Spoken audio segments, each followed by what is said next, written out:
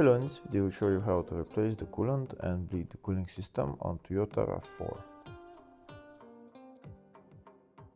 The car that I am replacing the coolant on is Toyota Corolla Verso, but the procedure is very similar for this car. First we need to drain the coolant. To drain the coolant we need to open the coolant tank cap.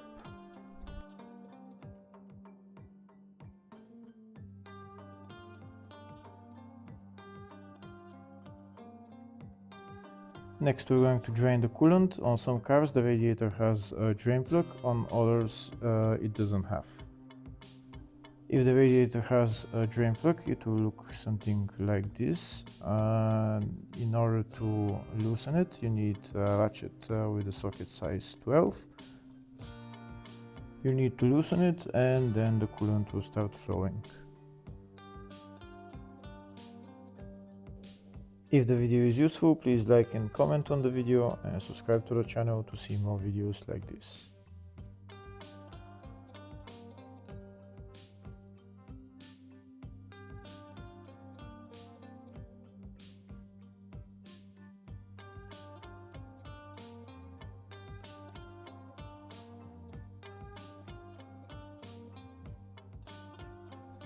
Here you can see it started flowing, and when the coolant stops flowing then you can close off the drain plug. On some cars the radiator doesn't have a drain plug, so you need to disconnect the lower radiator hose. This is the lower radiator hose right there. You need to move this metal clamp and then take out the hose.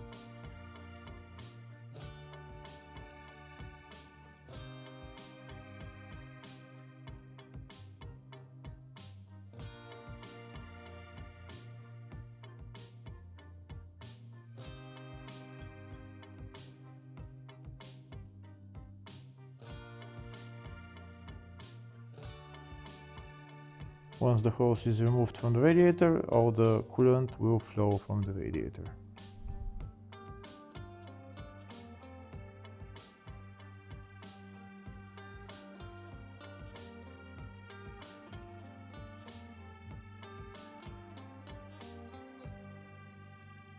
Once all the coolant has been drained, then you can put the radiator hose back on and put the metal clamp back on.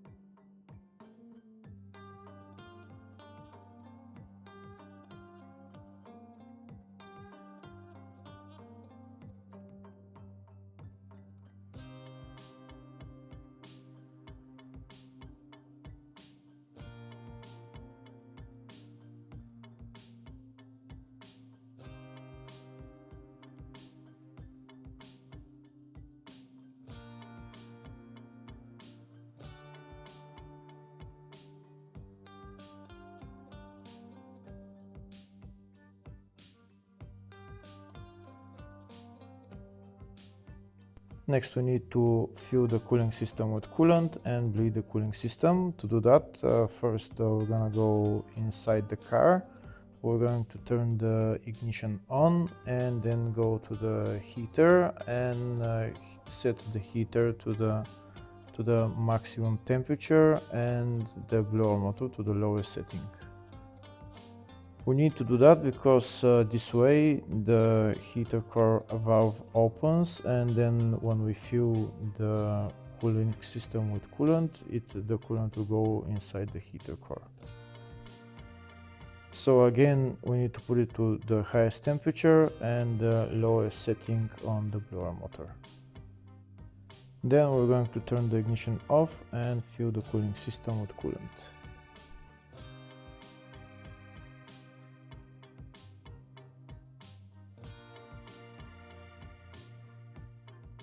So we've already removed the coolant tank cap. Now I'm going to put the funnel in there and I'm going to start pouring coolant into the cooling system. I'll pour coolant until it goes up to the maximum level. Then I'm going to start squeezing the radiator hoses so that we try to take the air out of the cooling system.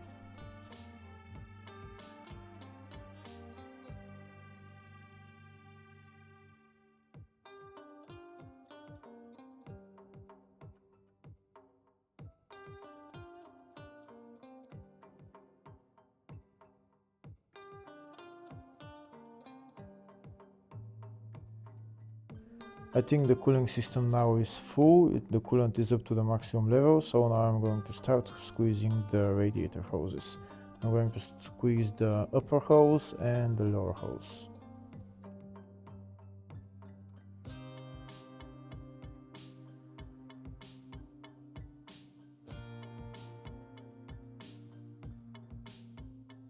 When we squeeze the radiator hose, when you look in there, you see air bubbles coming out, and you see how the coolant will start to drop. You should squeeze the radiator hose for a minute or so, and then fill the coolant tank again to the maximum level. After you fill the tank to the maximum level, start squeezing the upper radiator hose again and check if the level in the coolant tank drops. If it drops, fill it with coolant again. You can repeat the procedure until the coolant level in the coolant tank stops dropping.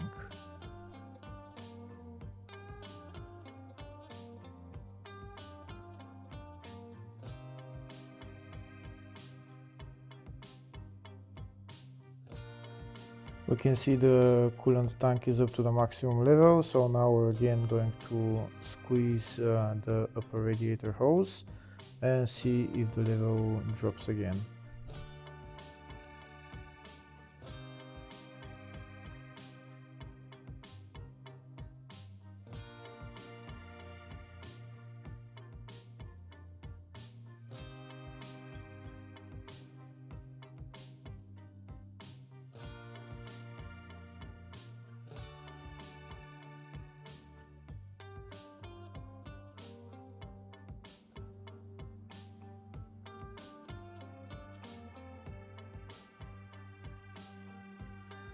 Here you can see when I press the radiator hose, there is still air bubbles coming out, so there is still more air in there.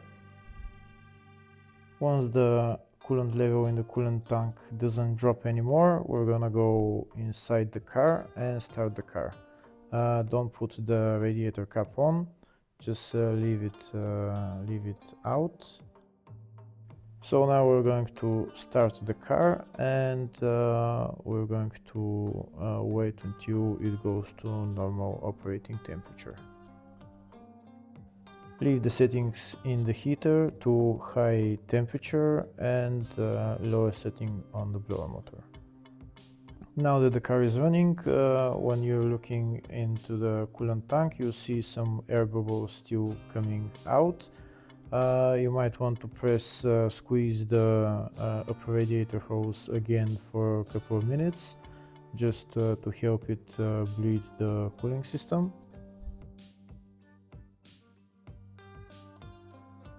Now the car has run for about 10-15 minutes, and the operating temperature is rising. We can see that the level in the coolant tank has dropped. Since the level in the coolant tank has dropped, I'm going to pour some coolant in there, and I'll make it to the maximum level on the coolant tank.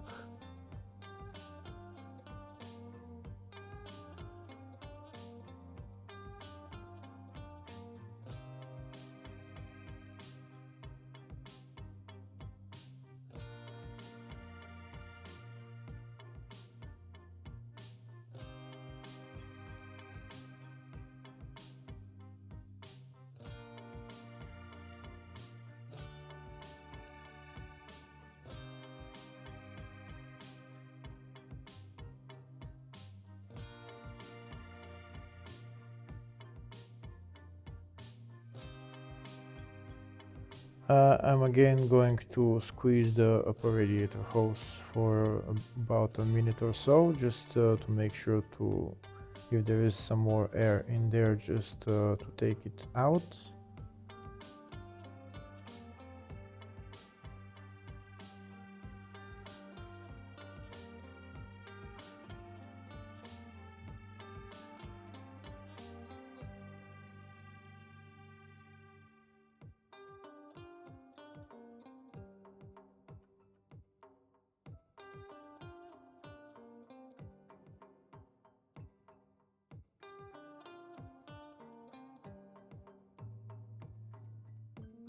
We can see there is coolant in the tank. It's at the maximum level, so now I'm gonna go inside the car and I'm going to rev the engine for about a minute or so, a minute or two.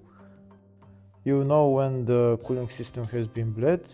When the cooling system has been bled, then the heating will start to blow hot air. If there is still air in the cooling system, the heating will blow cold air. When it has been bled 100%, it will start blowing hot air. To make it faster for the engine to go to normal operating temperature, I am revving the engine, and once it's at normal operating temperature, it should start blowing hot air.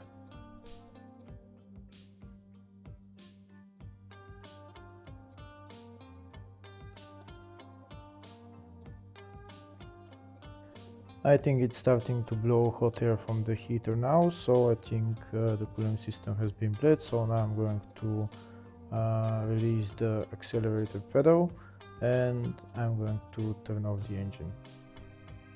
Now I'll check again the level of the coolant. If it needs more, I'm going to fill it to the maximum level. After I fill the coolant to the maximum level, I'm going to put the radiator cap on and I'm going to leave the car cool. When the engine has cooled down, I'm going to remove the radiator cap and I'm going to check the coolant level again. If it needs more coolant, I'm going to fill it to the maximum level. And then afterwards we're done with replacing the coolant and bleeding the cooling system.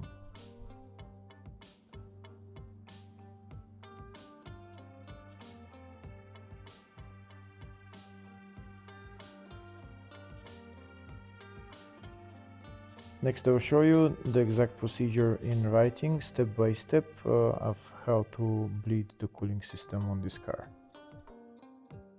Hopefully the video was helpful. Please like and comment on the video and subscribe to the channel. Thank you.